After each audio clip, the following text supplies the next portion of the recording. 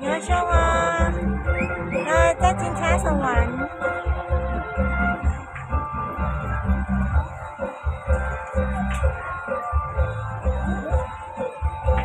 อุ้ยชิงช้าสวรรค์อันนี้สูงกว่าไปก่อน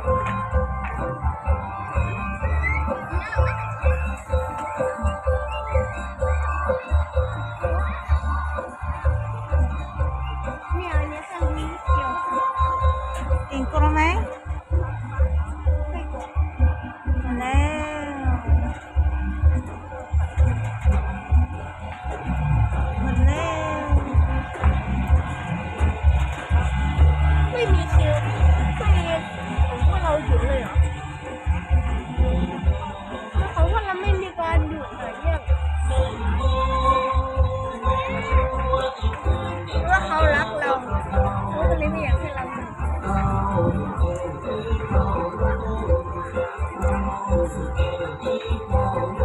ว้าว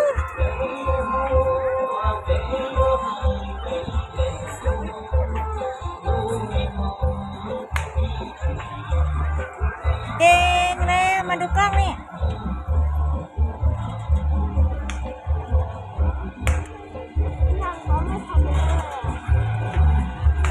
มาแล้ว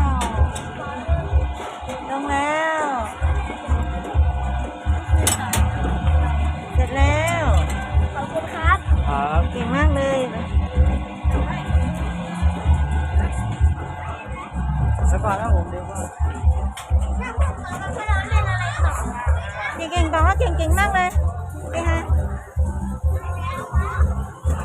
พ่อกับแม่ไปไหนแล้ว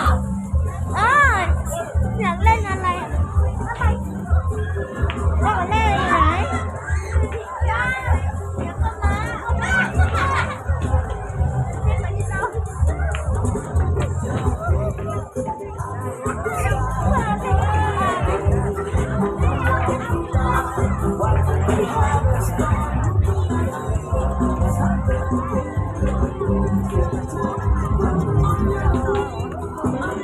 จะไปเต้นเดี๋ยวเก่งเลยเหรอ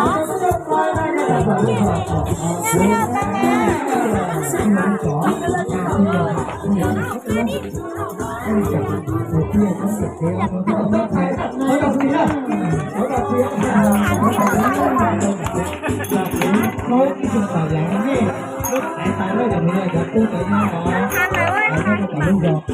ไม่รู้นี่ไงนี่ไง